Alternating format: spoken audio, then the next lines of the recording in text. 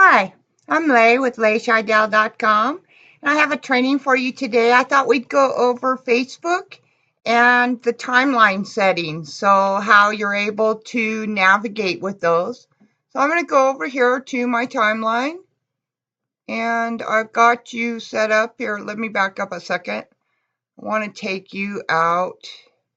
Okay, so here's where I've arrived at my timeline. And if you notice below your banner or your photo that you have showing here a cover, the three little dot pattern on the very far right bottom of that photo, if you'll click on that, you'll see an option for timeline settings, and we're just going to click on that timeline settings.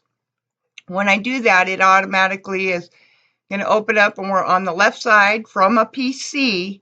We're going to collect on the We're going to click on the general, and that just kind of gives you a review of how your settings are set up initially with your name, the username then that's identified, which is just your name and a dot rather than a space after facebook.com. And it lists the email that you use to set up the account, which is also the same they would use for an ad account contact. I'm not sure what this is for networks, but I don't have any established. The temperature, of course, in the United States, we use Fahrenheit, and that's what I'm set to. I could alter that. Any of these can be altered with the edit button on the far right-hand side. So then I'm just going to go ahead and show you security and login. So if you click on that option, it shows you any devices that are currently logged into your account or recently have been logged into your account. And then if they weren't closed out properly, they would actually still be hanging here. I closed some additional ones that I had showing earlier today. I don't know why they remain open after they've been closed out. I think when you turn off the device but you don't leave Facebook, it still shows that it's still there. And so I just removed those by clicking on this series of right-hand buttons in vertical order. If you click on that, you can log out from that option. So if you were to see something here listed that is not a device that you're using or one you're familiar with, you need to go ahead and click on log out at that point. Now, if you wanted to change your login, this is where you could change your password. I'm going to close this here. And you could edit here. On the far right, you would click on that and you would be able to change the password.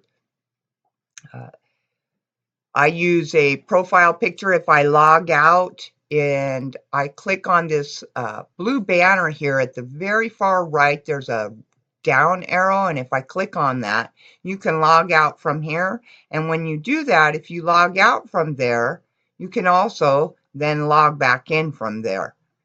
And then this is the screen it brings up, and so I can log in by using my photo, and I have saved that, so I'm just going to go ahead and log back in.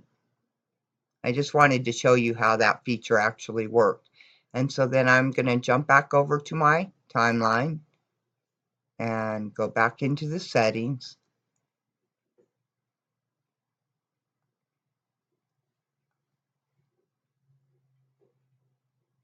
Okay, and so we were looking at security and login. That's where we were. So I'm going back to that page. And you also have an option here to get alerts for an unrecognized login. So if someone, say, in across the United States were to log in with your account, if you have this notifications turned on in this location, you'll actually get a notification that somebody has logged in from an unrecognized site for you. You can also use a two-factor authentication, which is the next option, and I highly recommend using that. You can use an edit here to go ahead and set that up. Facebook has also set up something for us now. It's called choose 3 to 5 friends to contact if you get locked out. Should you lock yourself out of your own account for some reason, change a password and can't remember it or something, if you have friends set up, one of these people will be able to help you get back into your account. I believe they can help you reset a password so that you can get back into the account. And you would just click edit here to add those in. Okay, I'm going to move back up to the top of this page, and I'm going to take you into the privacy settings. Now, privacy settings are important, especially if you're making yourself public. So as a business owner and doing business, conducting business as a network marketer online, I need to have my posts be set to public. But that doesn't mean that everything will be available to everybody. This just means that all posts that I put out there are seen by all people who were to come to my site. And then you have an option here to review all your posts. I'll show you where we can actually set that later. This is a spot where you can view your activity log to see what you have done with posts where you have been tagged. You can limit the audience that you share with. So it might just be your friends. For certain posts, you can alter that as you post, and I can show you where you're able to do that.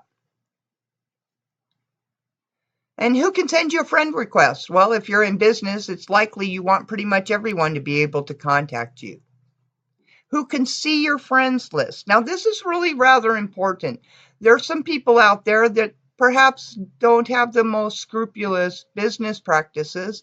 And what I have learned over time is that some of those individuals will actually go to your profile and they'll look at your friends list and they'll start to make friends with the people on your friends list.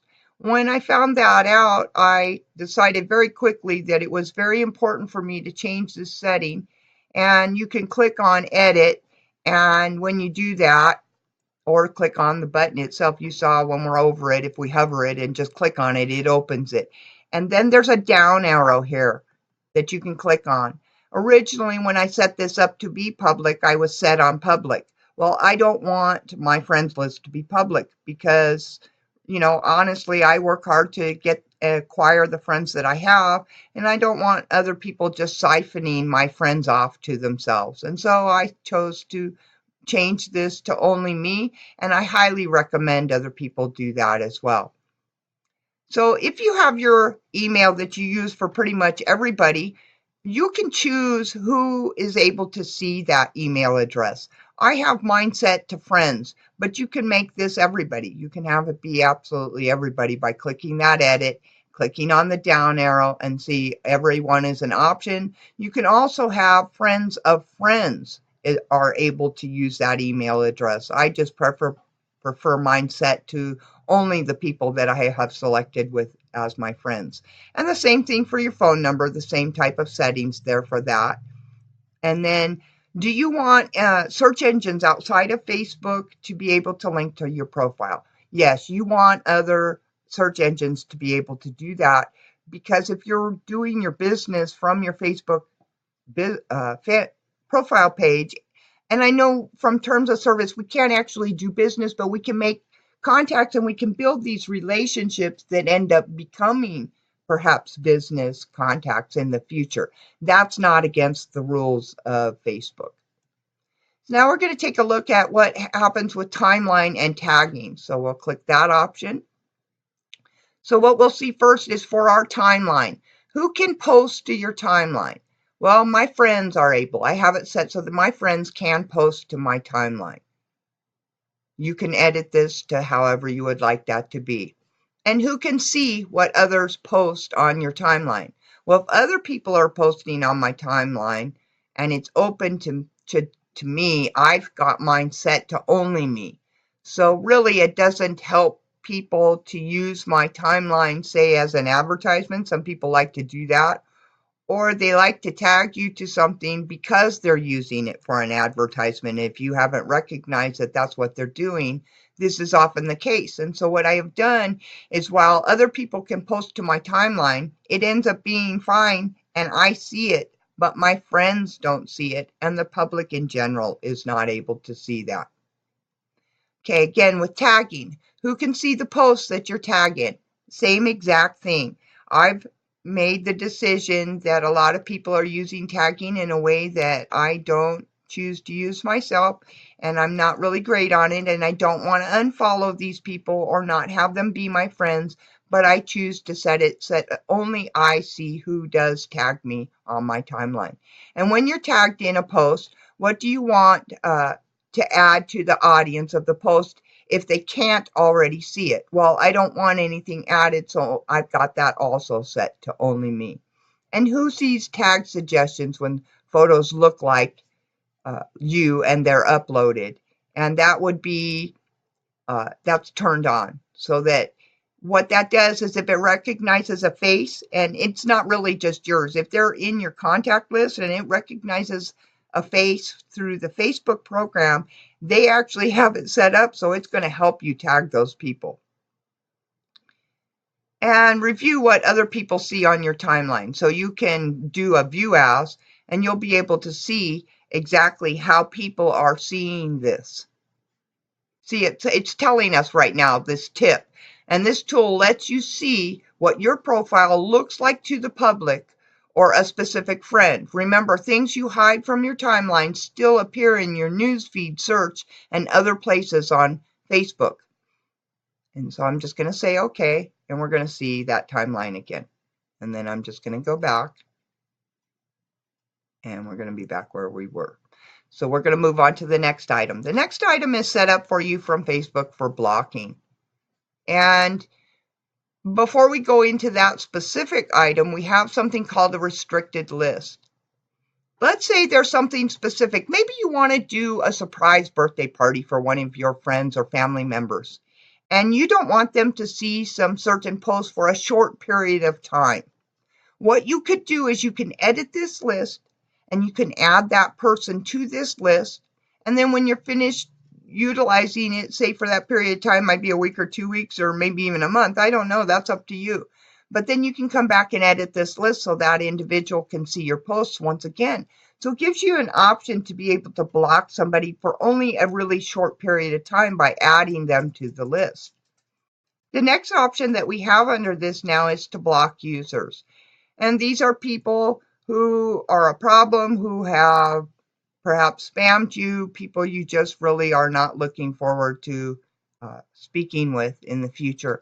And so you have two options. One is to block users from Facebook itself, and then one is to block from messages, and that's that list.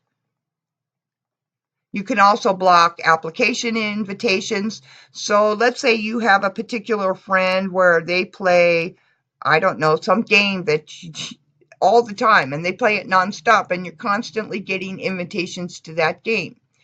If you will copy the URL from that game and you enter that, I'm sorry, back up a second. You don't need the URL. All you need to do is enter that particular contact's name, and it's automatically going to block any application invite. So whether that's a game or any other feature that runs from Facebook, you won't receive any invitations specifically to an application that runs on Facebook. You can do the same thing with event invites. So if you have a particular friend who works with a business and you aren't interested in the events that they're putting up and you'd rather not receive the invitations to those events, all you have to do is enter that contact's name. You can block applications. And this is where I started to say, now it's not the URL. At one point it used to be. All you have to do is actually give the name of the application here, and that will be added to a list. And you can block pages in the same fashion. And so you're going to give the name of the page. And so I actually have one on my list, and we're not going to look at that. But anyhow, if you wanted the option of multiple languages, this is where we'd be able to do that. The last option here is for multilingual posts. I have that turned off, but if you wanted it in more than one language, that certainly is an option. And of course, as you can see, I have mine set to English, and I have it set to US English, which is different than British or UK English. And then we have notifications. And with notifications, I often am receiving them all day long.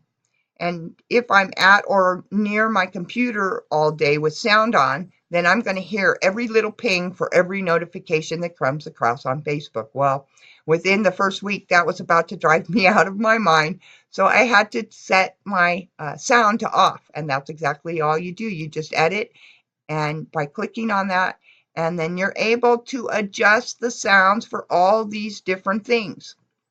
So for sounds itself, you can turn it off. And when it plays a sound, when a message is received, you can turn that off too.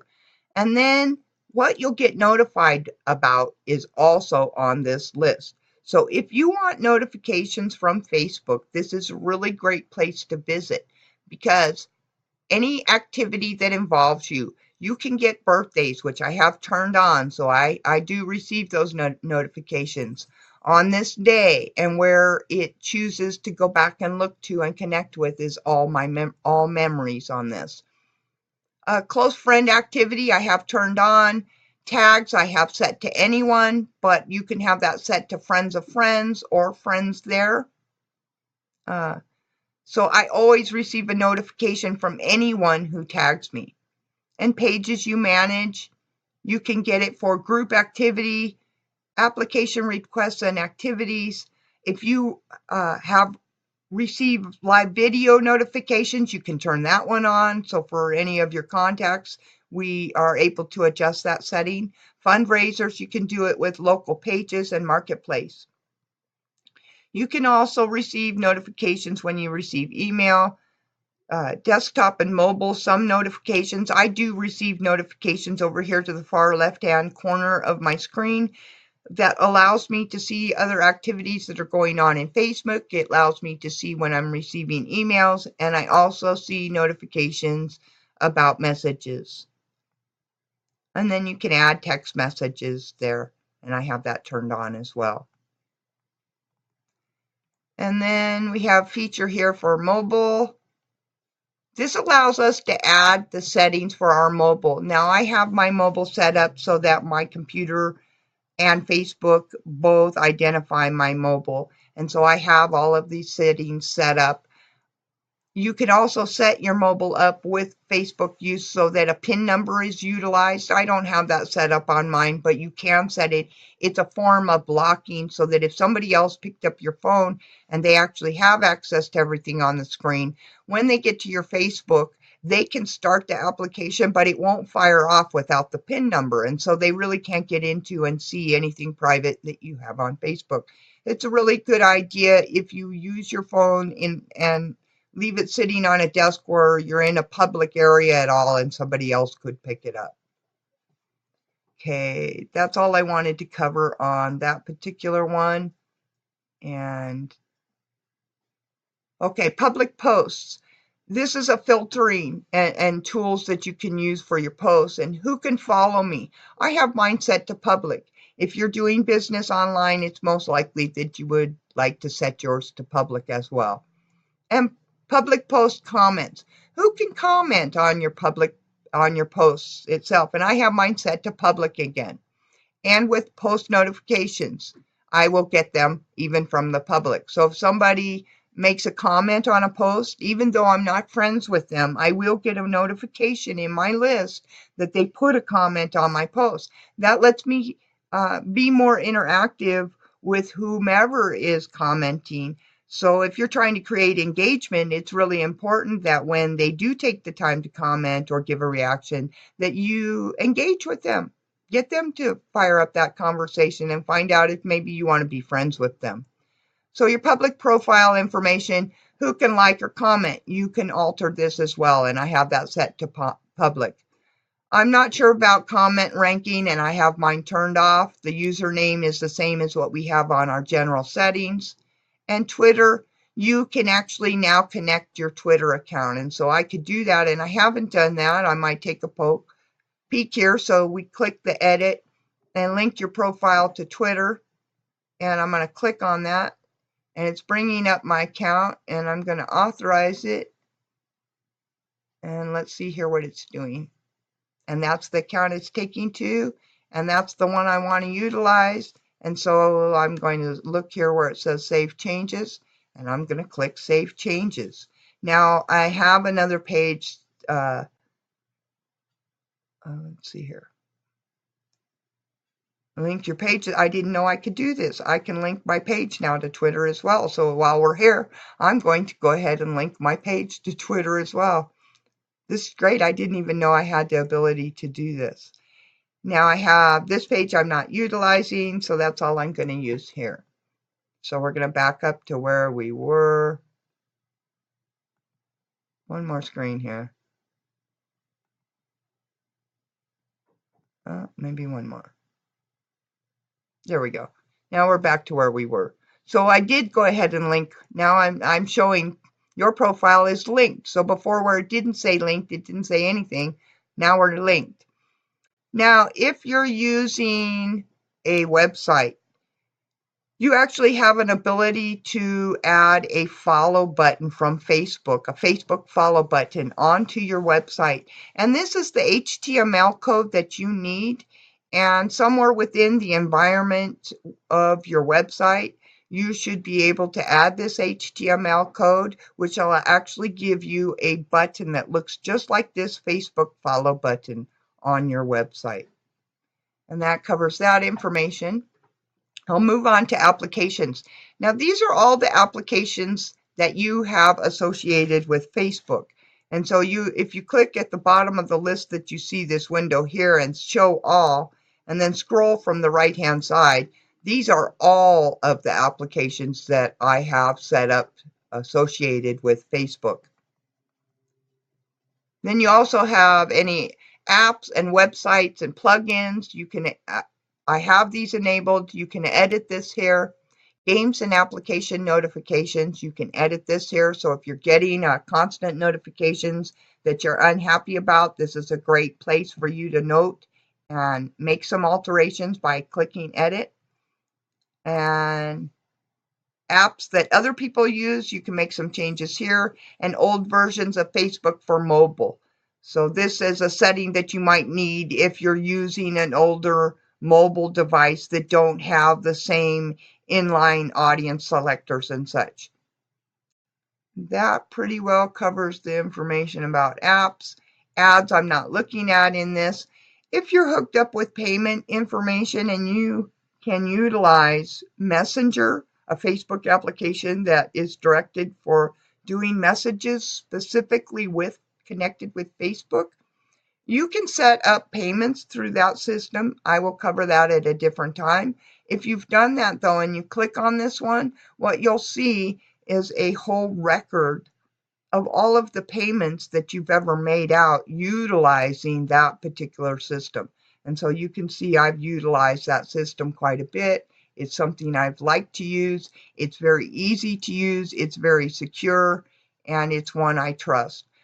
If you've ever done any kind of help type questions to Facebook using this help feature at the top, this blue band at the very top of your screen with question mark on a dark blue background, you can get help in that area, and there are places where you can send off a little message.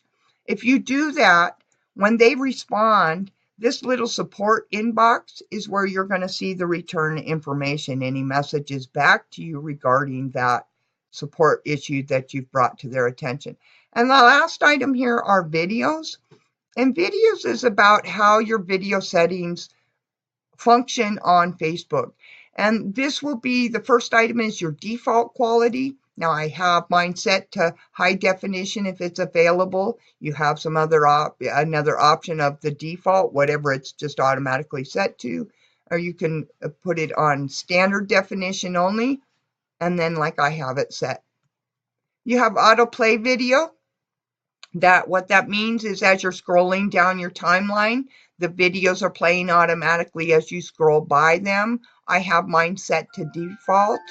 They could be turned off. If you don't like the fact that they're running as you scroll through your Facebook, this is where you can turn those off. They'll always show captions. You can turn this on and off as well. It's just an on or off toggle. And then caption display. This is the type of display, and if you don't like it exactly like this, which is showing above, and this checker box background means that it has an invisible background. It will adapt to whatever the background actually is that it's seated on. The background color can be black in this case. We could change it to blue, or it's kind of a purple haze it looks here. You could change it to a lighter blue or turquoise color, a magenta. You could change it to yellow. You can set whatever color you want here. So I'm just going to put mine back. And then the opacity, how dark it is. See how it got lighter when I moved it to 25%, or 0 would be none at all. It's just sitting on a clear background. That wouldn't stand out very well on most backgrounds. So I'm going to put it back, which is not quite half, 45%. Your text color, again, you can change it according to the different options that we have here in the drop-down list.